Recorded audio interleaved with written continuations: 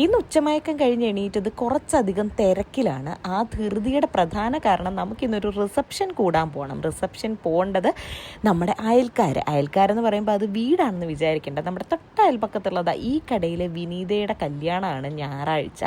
അപ്പോൾ നമുക്കെന്തായാലും കല്യാണത്തിന് പോകാൻ പറ്റത്തില്ല. ജാനിക്കുട്ടനെ വാക്സിനേഷൻ്റെ പനിയൊക്കെ വിട്ടുമാറി വരുന്നതേ ഉള്ളൂ. അതുകൊണ്ട് തലേന്ന് നമുക്ക് അവിടെ വരെ പോകാമെന്ന് വിചാരിച്ചു. അങ്ങനെ ഞങ്ങൾ കല്യാണത്തലേന്ന് അവിടെ എത്തി കേട്ടോ. ഞാൻ എൻ്റെ ലൈഫിൽ കസിൻസിനെയൊക്കെ കാണുന്നതിലും കൂടുതൽ കണ്ടിട്ടുള്ളത് ഇവരെയൊക്കെ തന്നെ ആയിരിക്കും. കാരണം നമ്മുടെ വീടിൻ്റെ തൊട്ട് ഓപ്പോസിറ്റ് ആണല്ലോ. അപ്പോൾ സ്ഥിരമായിട്ട് നമുക്ക് അവരെ കാണാനൊക്കെ പറ്റാറുണ്ട്. ജാനിക്കുട്ടിക്ക് നല്ല പരിചയമുള്ള ഏരിയ ആയിരുന്നതുകൊണ്ട് ആൾ നല്ല കളിയും ബഹളവും ഒക്കെ ആയിരുന്നു. അങ്ങനെ നമ്മളവിടെ കുറേ സമയം നിന്നതിന് ശേഷം ഫുഡൊക്കെ കഴിച്ചു. നല്ല ഗ്രാൻഡ് ഫുഡായിരുന്നു കേട്ടോ. അങ്ങനെ ഫുഡൊക്കെ കഴിച്ചു. നമ്മുടെ ചുറ്റുവട്ടത്തുള്ള ആൾക്കാരായിരുന്നു എല്ലാവരും. അതുകൊണ്ട് തന്നെ വർത്താനമൊക്കെ പറഞ്ഞ് ഫുഡൊക്കെ കഴിച്ച് നമ്മൾ പയ്യെ ഇറങ്ങി. ആൾ തിരക്ക് കൂടുന്നതിന് മുന്നേ തിരിച്ച് വീട്ടിലെത്താമെന്ന് വിചാരിച്ചു. കുഞ്ഞിനെയൊക്കെ കൊണ്ട് പോകുമ്പോൾ നമ്മുടെ ഏറ്റവും വലിയ കൺസേൺ അതാണ്, പെട്ടെന്ന് പോവുക, പെട്ടെന്ന് തിരിച്ചു വരിക. അങ്ങനെ വീട്ടിലെത്തിയതിന് എൻ്റെ ഒരു നൈറ്റ് റുട്ടീൻ പെടുന്നതാണിത് ഈ മുടിക്കെട്ട് കേട്ടോ. എത്ര പേരിങ്ങനെ അറ്റം വരെ മുടി കെട്ടി വെക്കുന്നു എന്ന് പറയണേ.